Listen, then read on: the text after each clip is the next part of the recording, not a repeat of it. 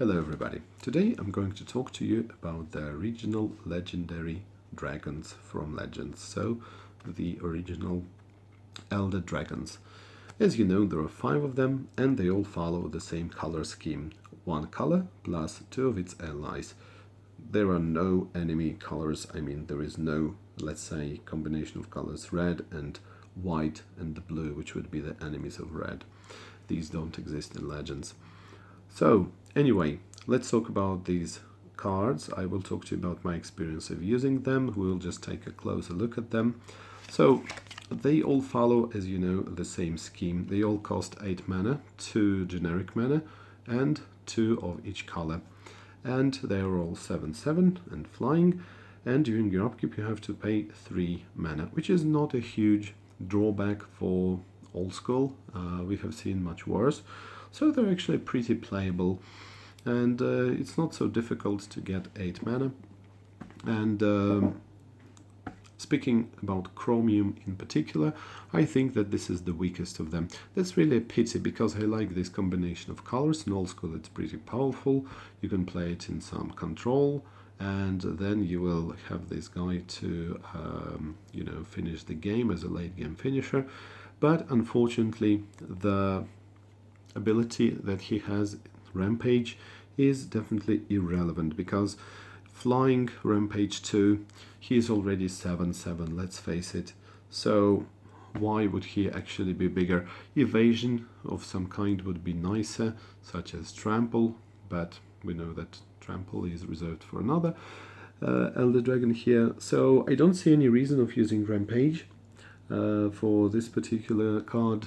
I think is just a waste of design space, and again that's really a pity because of the combination of colors. And I really like the art. I like the reflections. You can feel that this is a metallic dragon. It's powerful. It's some kind of a dragon robot, so that's really nice. But the card, I have never seen it being played, and personally I played it without a lot of success. Number 4, I would say, is Arcade Sabbath.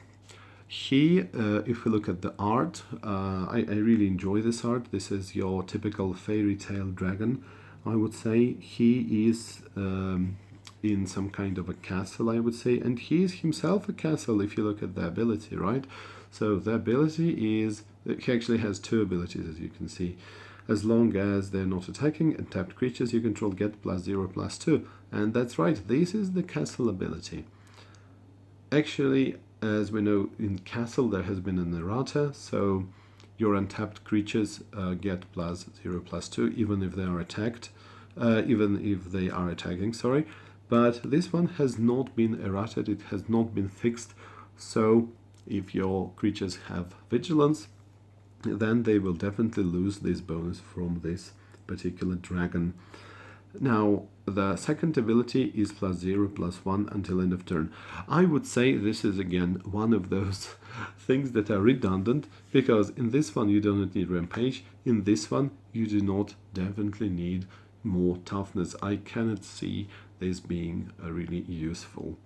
So, nice art, nice flavor, dragon that protects your creatures, but not very useful, I would say. Then, at number 3, I would put Vivictus Asmadi. He is actually pretty powerful, and the ability is very, very basic, but it is relevant. It is relevant. As soon as you have cleared the table from your opponent's creatures, you can pump him, and you can imagine how much mana you're going to have. If you have 8 mana to cast him, of course you will pay 3 during your upkeep to just maintain him, but then you will have, I can imagine, maybe 5 mana to pump him, which will be for 12. So you can easily attack with him and finish your opponent in a couple of turns. So this is actually a very, very good card, I would say. Then we have the poster boy of Elder Dragons, I would say, Nicol Bolas. He has been reprinted many times. He has been transformed, as you know, according to the lore. He won the battle against other Elder Dragons, and he is the most evil guy. This is not the impression I get when I look at this particular card. He looks to me like some kind of a, kind grandfather in his rocking chair, just reading some books and relaxing. But he's actually very, very evil, and the colors, as you can see, you've got them all. You've got the black for evilness, you've got red for chaos, you've got blue for being sly and cunning, and he is definitely the meanest of them. And the ability is pretty unique, actually. This is your Hypnotic Spectre on steroids. Very powerful. Your opponent discards the whole hand, the entire hand, if Nicol Bolas damages your opponent. The only problem is, and this is the reason why he is not on the first place here in this particular top 5, I would say the only problem is that in late game, you're pretty much sure that your opponent will either have an answer to your threat, such as this one, or maybe there will be some other kind of card that is pretty much useless, maybe a land in their hand. So I don't think that you can actually attack with this guy and make your opponent discard many cards. Of course, after a time twister, it's possible, something like that. So why not? But still, I don't think that this is the best Elder Dragon. The best Elder Dragon, I would say, in my opinion, and in my experience as well, is Palladium Morse. Palladium Morse, if you look at this particular dragon, looks really scary. There are some bones, there is definitely something that this dragon has devoured. And it's really interesting that the colors are all good except for red. But, green and white, I don't get this idea. When I look at this dragon, again, the color pie, so to say, in Legends is all very, very strange. It doesn't make sense very often.